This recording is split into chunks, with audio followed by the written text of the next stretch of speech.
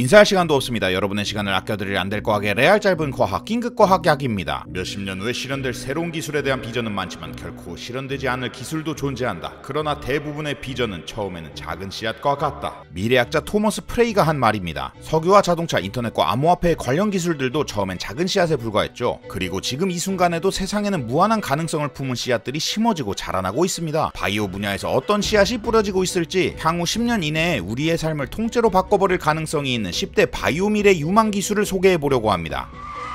바이오 기술은 크게 플랫폼 바이오, 레드 바이오, 그린 바이오, 화이트 바이오의 4가지 분야로 나눌 수 있는데요. 이 중 레드 바이오는 보건의료 분야, 그린 바이오는 농업 분야, 화이트 바이오는 화학 및 환경 분야라고 이해하면 편하고요. 플랫폼 바이오의 경우 바이오 전반에 교차하는 기초 기반 기술로 새로운 발견을 이끄는 동시에 그 자체가 산업을 형성할 가능성을 보유하는 영역이라고 할 수 있죠. 이번 10대 바이오 미래 유망 기술의 플랫폼 바이오 영역에서는 3가지 기술이 선정되었는데요. 첫 번째 기술 바로 차세대 롱리드 시퀀싱입니다. 유전자 서열은 암호처럼 몇 가지 염기의 조합으로 이루어져 있는데요. 이를 해독하는 방법을 시퀀싱이라 하죠. 1977년 영국의 유전학자 프레드릭 생어가 DNA 염기 서열 해독 방법을 개발한 이후 시퀀싱 기술은 꾸준히 발전해 왔습니다. 특히 1990년부터 2003년까지 분석과 분석을 거듭해 인간 유전자 지도를 완성한 뒤에는 이 지도를 참고해 더욱 빠른 시퀀싱이 가능해졌죠. 수십만 개 이상의 DNA 분자에 담긴 염기 서열 정보를 처음부터 끝까지 한 번에 해독하는 것은 불가능한 일이기 때문에 분석할 서열을 여러 가닥으로 복제한 뒤 무작위로 조각내어 해독하고 그걸 마치 퍼즐 맞추듯 기존에 알려진 지도를 참고해 배열하여 전체 서열을 추론해내는 방식이었습니다. 하지만 사람마다 DNA에 나타나는 변이가 있을 수 있고 변이 외에도 반복 서열 같은 것들이 많이 있으면 정확한 전체 서열을 알아내는데 어려움이 있을 수 있죠. 이때 조각 하나의 길이의 염기 서열을 해독해내는 숏리드 시퀀싱의 경우 각 조각을 정확하게 해독합니다. 하지만 전체 염기 서열을 완벽하게 알아내지 못할 가능성이 존재하죠. 마치 책을 한 글자 한 글자 글자 단위로 집중해서 읽다 보면 전체 내용 맥락을 놓치는 경우가 있듯이 말입니다. 반면에 더 긴 염기 서열을 해독하는 방법인 롱리드 시퀀싱의 경우 전체의 복잡하고 큰 수준의 정보와 맥락을 읽어내는 데는 상대적으로 유리하지만 염기 수준에서 해독의 정확도가 상대적으로 떨어졌습니다. 하지만 시퀀싱 기술이 점차 발전하면서 롱리드 시퀀싱의 정확도가 많이 올라왔고요. 이제는 실시간으로 서열을 빠르고 정확하게 읽어낼 수 있는 기술 수준까지 도달했죠.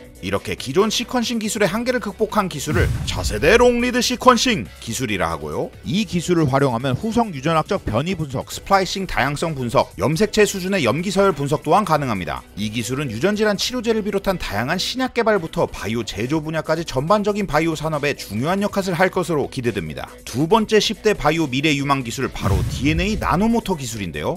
말 그대로 DNA 가닥으로 이루어진 나노미터 규모의 모터입니다. 너무 작기 때문에 사람이 조립하거나 구동해주지 않아도 스스로 조립되고 외부의 전자기 신호나 체내의 에너지원을 이용해 스스로 움직일 수 있어야만 하죠. 이렇게 작게 만들어진 모터는 나노기계나 나노로봇에 사용되어 때에 따라 약물을 전달하는 시스템으로 사용될 수도 있고요. 혹은 바이러스나 세균을 죽이러 다니는 킬러 로봇으로도 응용될 수 있습니다. 또 보건 의료 분야 외에도 반도체 트랜지스터의 소형화 한계를 극복할 수 있는 가능성에 기여를 할 수도 있지 않나 하는 이야기도 나오고 있죠. 물론 아직 갈 길은 멉니다만 나중에 만약 상용화가 가능해진다면 신약, 합성생물학, 나노로보틱스 등 각종 첨단 산업의 전반에 패러다임 변화를 일으킬 것으로 기대됩니다. 세 번째 바이오 미래 유망 기술이자 플랫폼 바이오 기술의 마지막은 인간과 기계의 상호작용입니다. 바이오 기술의 사회적 영향력이 점차 커지면서 바이오 기술은 이제 다른 영역의 기술과도 활발히 융합되고 있는데요. 인공지능을 활용한 기계가 인간의 상태를 정확하게 감지하고 자유자재로 피드백할 수 있는 장치와 시스템이 개발되고 있습니다. 이런 인간과 기계의 상호작용 기술이 고도화된다면 재활이나 교육, 건강관리 등의 여러 분야에 유용하게 쓰일 것으로 보이는데요. 특히 이 기술이 개발된다면 인간의 생체 데이터를 매일 수집해 꾸준히 건강을 관리해주는 로봇을 만들 수 있겠죠. 초고령화 사회를 앞둔 우리나라에 상당히 유용할 것으로 기대됩니다. 다음은 레드바이오 분야입니다. 난치성 암을 정복하기 위한 게임 체인저로 마이크로바이옴 표적 항암 백신이 주목받고 있습니다. 마이크로바이옴은 인체에 서식하는 수많은 미생물과 그 유전 정보 전체를 포함하는 미생물 군집을 뜻하는데요. 이런 미생물 중에는 암의 성장을 돕거나 암과 밀접하게 연관된 미생물도 있기 때문에 이를 표적으로 한 항암 백신을 만드는 것이죠. 현재 개발되고 있는 항암 백신들은 정상세포가 암세포로 변이하는 과정에서 생겨나는 신생 항원을 표적으로 하는 경우가 많습니다. 그런데 일부 난치성 암세포의 경우 암세포를 일반 세포와 구별하게 해주는 신생 항원이 적게 존재하여 항암 백신과 치료제 개발이 어려운 경우가 있었는데요. 신생 항원 대신 마이크로바이옴을 표적으로 하는 항암 백신이 이런 난치성 암 치료를 시도할 수 있는 새로운 전략으로 떠오르고 있는 것이죠. 마이크로바이옴 외에 암을 극복하기 위해 주목받고 있는 것이 또 있습니다. 바로 펩타이드인데요. 펩타이드는 쉽게 말해 단백질 조각이라고 할 수 있는데 우리 몸 안에서 신호를 전달하거나 각종 기능을 조절하기도 합니다. 자, 여기서 우리 몸 안에서 신호와 기능을 조절한다 라는 것을 응용해 봅시다. 만약 인체의 면역체계가 암세포를 더 잘 인식하고 효과적으로 공격할 수 있도록 신호와 기능을 조절한다?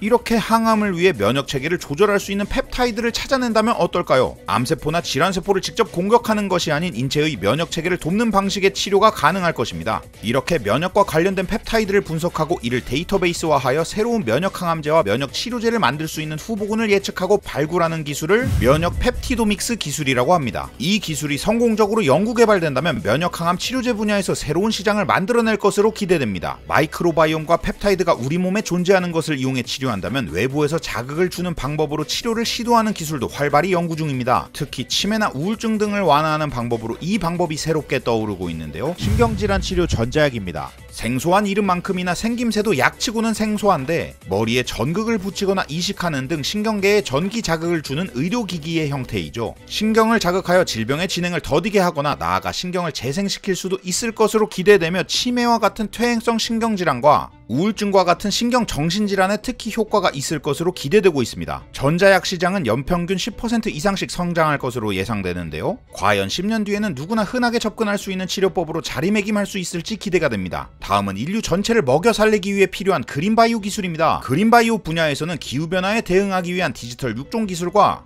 AI를 기반으로 한 자율재배 스마트팜 기술 두 가지 기술이 바이오 미래 유망 기술로 선정됐습니다. 먼저 기후변화 대응 디지털 육종 기술입니다. 현재 빠른 속도로 진행되고 있는 기후변화는 인류의 생존을 위협하고 있죠. 기후변화가 식량 생산에 막대한 타격을 주기 때문입니다. 이에 대응하기 위해서는 더위나 가뭄, 홍수 등과 같은 극한의 기상현상에서도 강한 품종이 필요한데요. 작물의 유전체 정보를 활용해 식물의 생존과 생산성을 높이는 유전자를 찾고 특정 유전자 변이를 정밀하게 편집하여 병충해에 강하고 가뭄이나 고온에서도 잘 견뎌내는 식물을 만드는 것이죠. 이 분야의 연구진들은 글로벌 네트워크를 구축해 각종 작물에 대한 유전체 정보를 공유하며 다양한 품종 개발 연구를 추진하고 있습니다. 이렇게 기후변화에 강한 작물은 만들었는데 작물을 생산할 농부들이 부족하다면 어떻게 해야 할까요? 이럴 때 바로 사람 대신 AI가 관리하는 AI 기반 자율재배 스마트팜이 대안이 될 수 있습니다. 스마트팜에서 키우는 작물은 실시간으로 모니터링되고 그 배양 환경은 AI가 조절하며 자율적으로 재배가 가능합니다. 이 기술이 상용화된다면 일손은 덜고 생산성과 효율성은 높아지며 작물 수확량까지 예측 가능해져 공급량 역시 조절할 수 있을 것으로 보입니다. 다음은 화이트바이오 기술입니다. 화이트바이오 분야에서 소개할 첫 기술은 먹거리를 안전하게 재배하기 위해 농약을 더 안전하고 친환경적으로 만들기 위한 데이터 기반 친환경 농약 합성 기술입니다. 농업과 관련된 기술이지만 바이오화 그리고 환경과도 관계가 깊어 화이트바이오 기술로 분류된 것 같은데요. 살충, 살균, 제초제의 약효와 관련된 해충, 미생물, 식물 등의 유전체를 분석하고 이러한 데이터를 기반으로 기존 농약의 단점을 극복할 수 있는 새로운 농약을 개발하는 기술입니다. 기존 대비 데이터를 더 잘 활용해 신농약 개발에 걸리는 소요시간 및 비용을 줄일 수 있다면 그리고 낮은 독성을 지니면서 적은 양으로도 충분한 효과를 낼 수 있는 친환경 농약을 개발하게 된다면 식량 위기도 해결하고 농약으로 인한 환경 파괴와 생태계 교란도 막을 수 있겠네요. 한편 먹거리를 안전하게 만드는 것만큼 먹거리를 안전하게 관리하는 것 또한 중요한 일입니다. 이를 위해 식중독이나 질병을 일으키는 식재료의 출처를 확인하고 이동을 추적하는 창의적인 기술이 등장했는데요. 바로 바코드 미생물입니다. 편의점에서 물건을 살 때 바코드를 찍어 정보를 확인할 수 있는 것처럼 무해한 미생물을 바코드처럼 만들어 작물이나 식품에 붙여 추적 관리하는 것입니다. 바코드는 미생물의 DNA에 자연계에는 존재하지 않는 특정 DNA 서열을 삽입해 만들고요. 특정 조건이 아니면 미생물이 생존할 수 없게끔 만듭니다. 정말 정보만 저장하는 형태로 만든 것이죠. LMO 관련 문제와 생물 재해를 방지한 것입니다. 현재 미국을 중심으로 활발히 연구가 진행 중인데요. 이 기술은 각종 제품의 유통이나 감염병 추적, 법의학 등에서도 활용할 수 있을 것으로 기대돼 우리 삶에 상당히 유용하게 사용될 것으로 보입니다. 여기까지 국가생명공학정책연구센터에서 선정한 2024년 10대 바이오 미래 유망 기술 10가지를 모두 살펴보았습니다. 살펴본 기술들 모두 10년 후 사회에 커다란 변화를 불러올 수 있는 기술들인데요. 보건의료 증진이나 식량위기 해결 등 실질적으로 우리 삶의 질을 향상시킬 수 있는 기술들이기 때문에 모두 중요하게 바라봐야 할 연구들인데요. 지금은 작은 씨앗 상태로 초기 연구들이 진행되는 단계에 있지만 이 씨앗이 잘 자라기 위해서는 연구자 외에도 많은 사람들의 도움이 필요합니다. 기술 개발과 동시에 연구 인력이 꾸준히 양성되어야 하고 개발 인프라가 확보되어야 하며 법과 제도가 함께 바뀌어야 이뤄낼 수 있는 기술들입니다. 그 중에서도 가장 중요한 것은 여러분들의 관심과 응원이겠죠. 국가의 정책적인 투자나 윤리적인 부분에 대한 논의와 대비는 여러분의 관심이 있어야만 활발히 진행될 수 있기 때문입니다. 많은 관심 속에서 2024년 바이오 미래 유망 기술의 씨앗이 한국이라는 토양 안에서 잘 자랄 수 있기를 바라고요. 혹시 과거에 선정한 10대 바이오 미래 유망 기술이 궁금하신 분들은 바이오인 홈페이지에서 확인하실 수 있다는 점 참고 부탁드리면서, 지금까지 가장 핫한 과학 10대 바이오 미래 유망 기술, 오랜만에 돌아온 긴급과학 약이었습니다. 감사합니다.